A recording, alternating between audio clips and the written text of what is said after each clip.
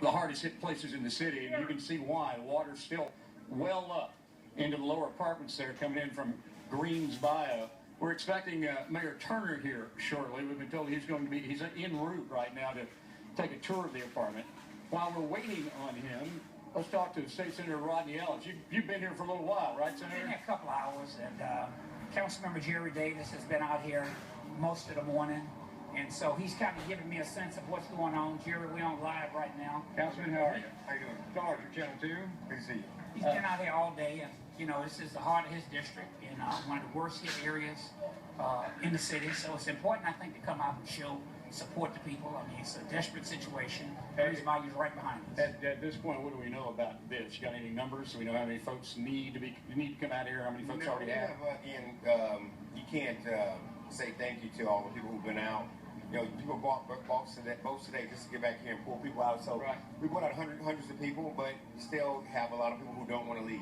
Right. And so we're just trying to talk to them and beg them and ask them again to come on out so we can take them to shelter for the night. And about an hour ago, I talked to a fire captain and said he still had at least 300 people in some of these apartments up in the second floor that had to be taken out. I'm going to say you're going to have more than that, but again, they want to stay. I mean, we've had, I've been back there myself with my son, water's up to my chest, and we've had people speaking, speaking Hispanic, speaking Spanish, to ask people as well what they want to do. And a minute ago, we had like 9 city vehicles that started out. Now we've got a bunch of volunteers coming out here. It's a ebb and flow. They're pulling people out, packing them into the city vehicles, and then they're moving them to the M.O. Campbell Center and the Greenspoint Mall. And so they're going to make the rotation to come back out. Okay, that is where the Red Cross is set up right now. What's happening there? Where do they go from there? The Center is where they're taking people, and preliminary, they're taking them to Greenspoint, and then from there they take them to the M.O. Campbell Center, and they're helping them out with the basic necessities. Right. And that Metro bus is over there, right. And people who've lost things, the Red Cross will talk to them about how to get relocated. I mean, obviously, when a tragedy like this happens, nobody's ever fully prepared. You do the best you can to make it work. This is going. We're gonna be here for a while, right? Days. We're not going to stop working. Yeah, right. We still have to serve. You know, Health and Human Services is going to come in there.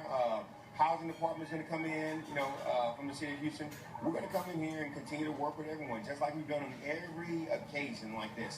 Memorial Day when we had the flood. Right. We're working with the people in Meyerland when we hit very, very, very hard. We're going to do the same thing here. Councilman, Senator, thank you very much. Thank you. Try to stay dry. Yes, sir. We are. And you just heard that they are right now essentially sort of in a way triaging this apartment building, one of the hardest hit places, Greenspoint now, flowing through it. They're taking these folks out and trying to find homes for them, get them situated with clothing and things to keep. One of the problems that they are having is a lot of folks don't want to come out. They're afraid to leave their possessions here overnight. But I don't think that's actually going to be an issue tonight. There's an awful lot of security here. And is this your stuff? Where'd you come from? North side of Houston. North side of Houston. You came out to help people out. Yes, sir. Yes, sir. Why not? Tell me, why don't you feel like you needed to do that? Compassion. This is my community. This is, these are my people. There for the grace of God. Hey, grace of God, grace of whoever. Grace of humanity. People need help. We should help. It shouldn't take this for people to come together, but sometimes it does.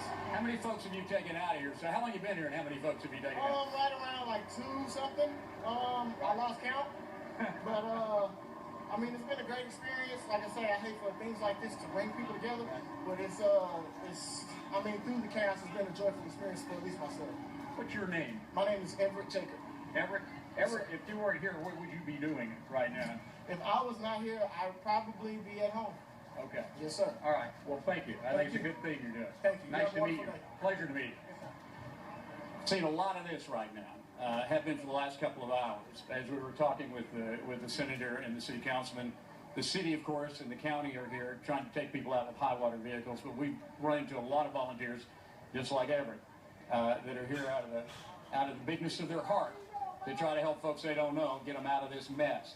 And as we said, or as the fire department has been telling us, it looks like we're going to be here it's going to be a long night. We're going to be here for a while more.